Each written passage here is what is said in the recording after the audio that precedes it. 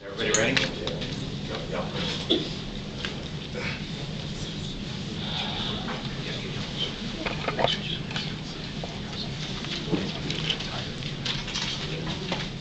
All right, before we get started, we've got a number of speakers here. We've got Chief of Police Charles McClellan. He'll give a few opening remarks, and then we're going to turn it over to Sergeant Brian Harris and Senior Police Officer Phil Waters. They'll provide you the details on the actual investigation. We also have the ASAC from Homeland Security Investigations here if you have any questions concerning his department. With that, Chief. All right. Good morning. Thank you very much for being here today, and certainly I want to apologize for getting started a few minutes late. But yesterday's incident at Bush Airport really reaffirms in my mind that all of us must maintain our vigilance as law enforcement officers and the public. You see something, say something. It highlights the fact that any of our targets in this city, across this nation, can be vulnerable to attacks. And yesterday's incident also proved how important security and law enforcement is. We're very, very fortunate that the individual suspect did not injure or kill any other victims. But we're very, very fortunate that we had someone from law enforcement, a special agent from Homeland Security that was in the right place at the right time, that did the right thing. So with that, I'll turn it over to the investigators to give you a little bit more information about the case. But keep in mind, we're still in the fact-gathering mode. We don't have all the answers. The investigation is not complete. We have a lot of work to do. And I want to thank all of our other partners in law enforcement, the FBI, the Beaumont Police Department, especially Homeland Security agents that has assisted us in gathering the facts not only in this city but also in the city of Beaumont. Thank you very much. Good morning. My name is Sergeant Brian Harris with the Homicide Division of the Houston Police Department. I'm going to address some issues as far as a timeline of the investigation, when the call dropped, who's involved, and the items there at the airport. This is some questions that have come up in those series of events. And then I'll turn it over to my partner investigator, Phil Waters, who can give you some background on the deceased person, Carnell Marcus Moore. He'll give you the background on him and some of the motivations and events that led up to yesterday's incident. But I'll discuss as far as what we know at this time. At about 12:02 in the afternoon, a pickup truck belonging to Carnell Marcus Moore pulled up to the North Terminal B parking lot, which is the passenger pickup area. And he sat in the pickup area until about 12:17. At 12:17, he is seen leaving his vehicle and getting his suitcase out of the bed of the pickup truck. And at 12:18, he enters the baggage area, passenger pickup area, and then proceeds up the stairs. At no point does he breach the security area of the airport. This is all open access to the public. He then sits in some waiting chairs in front of the departure area on the inside of the terminal by the United ticketing counter, also near the Starbucks coffee. He's there, and at 1:30 p.m. is when he draws a weapon, fires 2 times in the air. The weapon that he shoots is a Glock 40 caliber, model 23, semi-automatic pistol. And at that time, the Homeland Security agent then confronts Carnell Moore, gives several commands, and then he is forced to discharge his weapon as well. And Carnell Moore then is deceased there in the terminal. And wounds tell a lot on a story as far as what can happen. We know from the wounds that there's one gunshot wound to his right shoulder area. There is no, it's a what we call a clean entry wound, so that would indicate that that wound is from a distance, and that would be from the special agent. The fatal wound is a wound to his temple, where in our homicide circles, the wound has what we call tattooing, which is basically, it's almost like a branding. When a weapon is fired, the end of the barrel is heated at such a rate that it literally will leave an impression around the skin, and that way we can tell it's a close contact wound. So he had that wound as well. He did have a black suitcase with him. In his suitcase, there was an AR-15. It was loaded, but had not been fired. It was loaded, but had not been fired. The weapons were reportedly purchased sometime last year. We have, right now, currently, it's an ongoing investigation, and the history of those weapons is being tracked. Also inside of his suitcase was what we would refer to as a suicide note. Investigator Waters will refer to the details as far as the guy's mindset, but we know that there was some information that was released as far as the note, so we'll share what portions we believe we can release on this. Here in the last hour, I yield to mercy when this could have turned bad. Jehovah found a path to my heart that love would conquer anger. The monster within me was getting stronger, and while I could not save myself, I could spare others. Peace is within sight. I ask that authorities handle my disposal. And it was signed by Carnell Marcus Moore. This note was written on a hotel stationery. We believe it was written before he entered the airport. The other contents of the suitcase was a Gideon Bible, which was taken from the hotel room. And the only significance about that was 3 Bible verses, Genesis 12:1, Psalm 83:18, and Revelation 22:20, verses 20 through 21. And it's just acknowledging basically the glory of God. Also recovered was 19 unfired 40 caliber bullets, and of course the 20 unfired 223 cartridges that go with the AR-15. But again, the AR-15 was never fired, was never pulled out. These were just contents of his suitcase.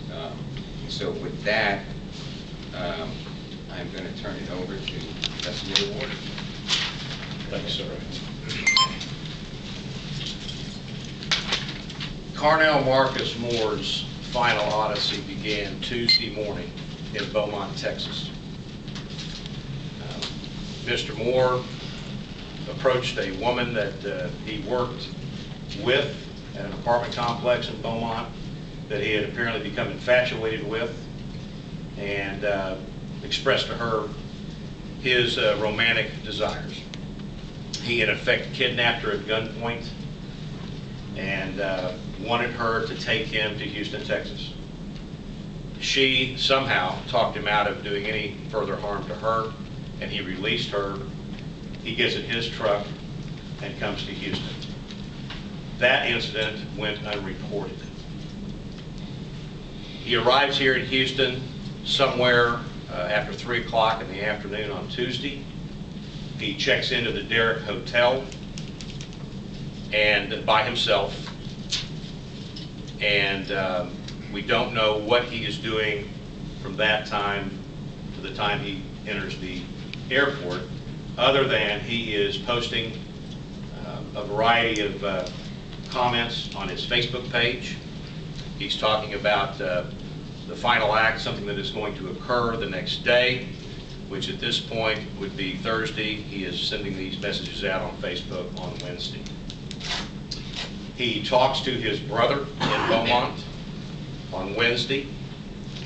His brother, who we've spoken to, had questioned him about whether he had his weapons any longer, and Mr. Moore told his brother that he no longer had the weapons, that he had disposed of them. The brother told me that about a month ago that Carnell had expressed a desire to confront a police officer while he was armed. Didn't use the words suicide by police, but certainly that's the implication. That is why the brother was questioning Carnell Wednesday about the weapons and what was he doing in Houston. He told him that everything was okay. He's just over here for a visit. He then arrives at Intercontinental Airport on Thursday around noon in his truck. He enters the B terminal, walks over and has a seat. We have video of him pulling into the terminal, getting out of the vehicle. He is alone, and he is dragging a piece of luggage behind him into the terminal, where we later find out the AR-15 is and the suicide note and the Gideon's Bible. Goes in, sits down, and then Sergeant Harris has described what occurs after that. We, at this point, we know what this was, and we know what it wasn't. And what it was a desperate act committed by a confused young man who has apparently lost all hope. Any questions? Did he have any history of mental problems or diagnoses? We don't, as of yet, have any documented mental illness. His brother did express to me, and I'll use his words, my brother has some mental illness issues. When I asked him to be specific about what those issues might be, he said, you know, I don't know what they're called, but I know that he's a very smart guy. He is a quiet guy. He's very private, and these are the brother's words to describe Carnell. And he's always thinking. So there is an implication here, of course, with the references to the Bible, references to Jehovah in the book, the monster within, that he was obviously in some kind of spiritual conflict and some mental illness, perhaps, involved. I think what's important, and Phil will address this, is his mental capacity at the time of the shooting, that if you'll describe about that there were other people in the area, how he wanted to make sure nobody else was going to get hurt. Well, Sergeant Harris read you the note, and he does describe in there where he's talking about he doesn't want to hurt anyone else, and this is his way to deal with the monster within, is what he says. So he makes it clear. Now, you know, why would you show up with an AR-15 if you didn't have something in your head?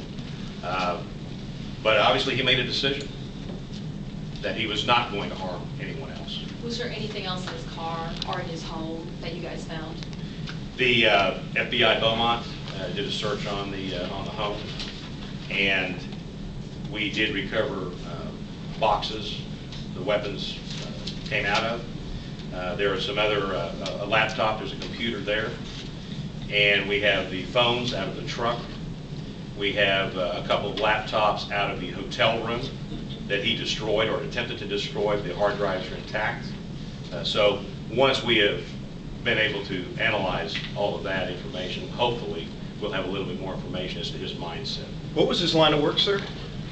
He was a maintenance man at the apartment complex where the victim in the kidnapping also worked. Had they ever had a relationship, or was it just infatuation, do you believe, on his part? The young lady in question is engaged. She's a college graduate. She was the office manager there at the apartment complex, and as we can tell right now, has no romantic link to Carnell, that this was his infatuation with her. Did he pull a gun on her when he attempted to kidnap her? He took her at gunpoint in her car, as I understand it, and wanted her to drive him to Houston. That begs the question, it went unreported. It went unreported. Now, I've been told this morning that she made a police report, Beaumont PD, on Wednesday morning, the next day. However, we've not been able to document that as well. So we've got to go back. The FBI has interviewed her. We have not yet. So we will be interviewing her and trying to get some more information about why it went unreported. The way the investigation is revealed, the FBI, Houston, and Beaumont are handling the Beaumont end of things. They have interviewed the family members. They are gathering the evidence there in Beaumont, which has been a huge help, and we are handling things at this end in the Houston end. So we'll have more information perhaps later on, but certainly, like the chief addressed earlier, this is an ongoing investigation. We're still collecting data and information, but Beaumont, FBI and Beaumont, and FBI Houston are the ones assisting us with the Beaumont end of things. So we're still trying to confirm some information that we have. Was he a solitary man? I know we said he was quiet and everything, so he wasn't married? In a word, yes. Okay, so he didn't have many friends, he wasn't married. I know he lived next to his sister, but it sounds like... According to the family, again, using their words, very private person, very secretive. So in that context, not a gregarious, got a lot of buddies, hang out, relaxed personality, no. Did he buy the guns in Beaumont, do you believe? We believe so. We know that one of the weapons was purchased at a pawn shop in Beaumont. And while we're on that topic, he has no criminal history, none. Do you know which one of the guns was bought at the pawn shop? Don't know. We're still doing an ATFE trace on both the weapons, and so we're going to hopefully get the history of the weapons, where they were sent to, where they were purchased from. Can you just go back to what he might be trying to hide by destroying I'm sorry? computers? And you mentioned the destruction of some computers. I mean, what's the point in that really? Is there an indication you're trying to hide something specific? When we analyze those computers, I'll give you an answer. Can you just describe the last 24 hours of his life again? What he did, do you know? Well, as far as what we know, yeah. We do know that I don't think there's any question that his coming to Houston, he had a purpose involved, obviously, because he tried to kidnap the young lady, or did kidnap her, and she just managed to talk herself out of bringing him here. So I think that based on his note, and based on the conversation that he had with his brother a month ago regarding confronting a police officer, that this was something that he's been thinking about. And I think he just got to the point in his life where he decided he was going to put the plan together and execute the plan, and that's exactly what he did. Can you go back to the guns for a minute? Since they were bought in Beaumont, do you guys know, or is FBI Beaumont? As far as the details of the weapons, we've released what kind of weapons they are. We've released the ammo.